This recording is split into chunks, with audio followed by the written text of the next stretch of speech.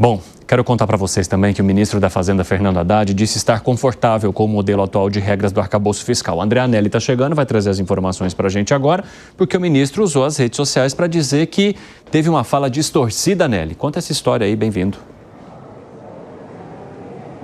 Exatamente isso, Evandro. Muito boa tarde a você e a todos aqui no 3 em 1 da Jovem Pan. O ministro da Fazenda, Fernando Haddad, acabou precisando usar as redes sociais para dizer que, na verdade, o governo não é que não esteja querendo ilimitar a gastança por parte do serviço público, mas sim acabou então se demonstrando, por meio do ministro, uma declaração dele nessa segunda-feira, favorável e também confortável com o arcabouço fiscal, aquele limite das contas públicas, a inflação sendo um intervalo de 0,6% a 2,5%. E regra essa que acabou substituindo o teto de gastos que foi instituído no governo Michel Temer. O ministro da Fazenda acabou dando essas declarações durante um evento do jornal Valor Econômico e foi então que ele acabou afirmando que especialistas, também analistas, economistas, estão satisfeitos com a nova medida fiscal, com o marco fiscal que acaba, então, tornando-se viável, nas palavras do governo, e mais do que isso, já em vigor desde 2023. E aí o ministro, então, fez novas defesas a esse marco fiscal. Do ponto de vista da arquitetura, que é regra de gasto e meta de primário, eu acho que o arcabouço funciona. Ah, mas qual é a meta de primário? Qual é a meta? Entendeu? Qual é o parâmetro de gasto? Isso você pode ajustar. Não tem problema, você não vai estar ferindo o princípio geral. Então, um é um problema de arquitetura, outro é de engenharia. Aí tem uma outra dimensão, que é o que nós fizemos no ano passado. Nós vimos que algumas despesas estavam saindo do controle e trouxemos para dentro do arcabouço. E isso fortalece tanto os parâmetros quanto a arquitetura. Então, são níveis diferentes e por vezes eu vejo esse debate confuso no debate público. E eu penso que se nós fatiarmos o debate em questões mais estruturais e menos estruturais, eu penso que nós vamos ter uma compreensão maior do que nos resta fazer para tornar mais rígido as nossas contas e a nossa perspectiva fiscal.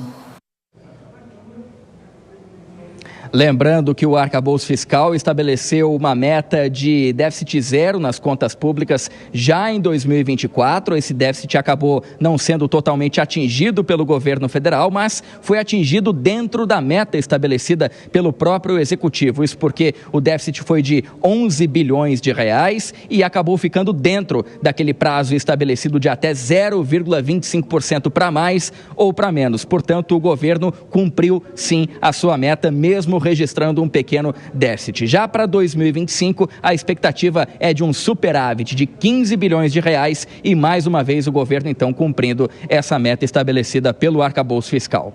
Evandro. Muito obrigado pelas informações, André Anelli. Um bom trabalho para você. Vamos repetir essa fala aí do ministro para a gente ouvir aqui os nossos amigos. Vai lá, pode rodar. Do ponto de vista da arquitetura, que é regra de gasto e meta de primário, eu acho que o arcabouço funciona. Ah, mas qual é a meta de primário? Qual é a meta? Entendeu? Qual é o parâmetro de gasto? Isso você pode ajustar. Não tem problema, você não vai estar ferindo o princípio geral. Então, um é um problema de arquitetura, outro é de engenharia. Aí tem uma outra dimensão, que é o que nós fizemos no ano passado. Nós vimos que algumas despesas estavam saindo do controle e trouxemos para dentro do arcabouço. E isso fortalece tanto os parâmetros quanto a arquitetura. Então, são níveis diferentes e por vezes eu vejo esse debate confuso no debate público.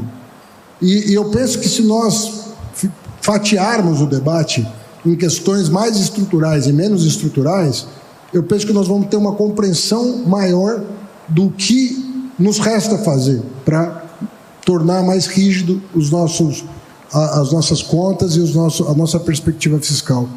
Agora 4h28, quem nos acompanha pela rádio, rápido intervalo para vocês. Nas outras plataformas seguimos. Gani, tenho aqui na minha mão um projeto imaginário que eu vou entregar para você. Aí você pode folhear Esse aí é o projeto de arquitetura do marco fiscal. E eu gostaria que você analisasse esse projeto e contasse para a nossa audiência se é um projeto robusto, se tem paredes fortes, se tem uma boa construção, se tem uma boa fundação, se o negócio vai parar de pé. Não é, sabe por quê? Porque na largada ele permite você gastar mais do que a inflação. Por quê? Porque a variação do gasto público tem que ser 70% do aumento da arrecadação, desde que fique no intervalo de inflação mais 0,6% a inflação mais 2,5%. Então, na melhor das hipóteses, Evandro, vai ser o quê? Inflação mais 0,6%. Ou seja, acima da inflação.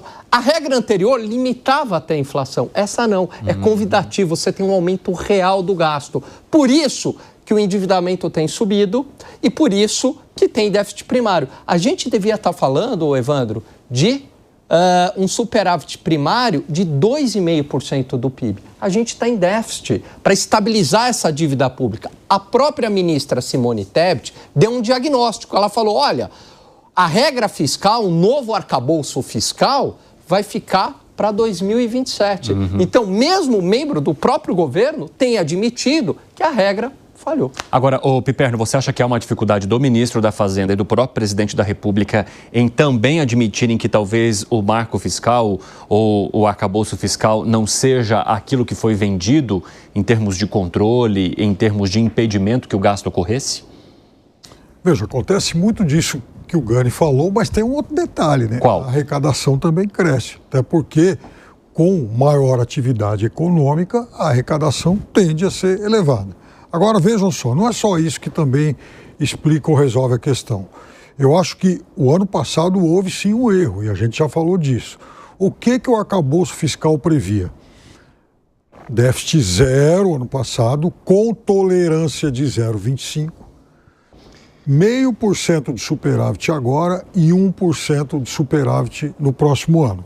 Abaixo disso que o Alan falou, dos 2,5%, tem gente que defende 2%, enfim. O fato é que o superávit maior é uma meta a ser perseguida com bastante pertinácia, não pode abrir mão disso. Agora, qual foi o grande erro ano passado?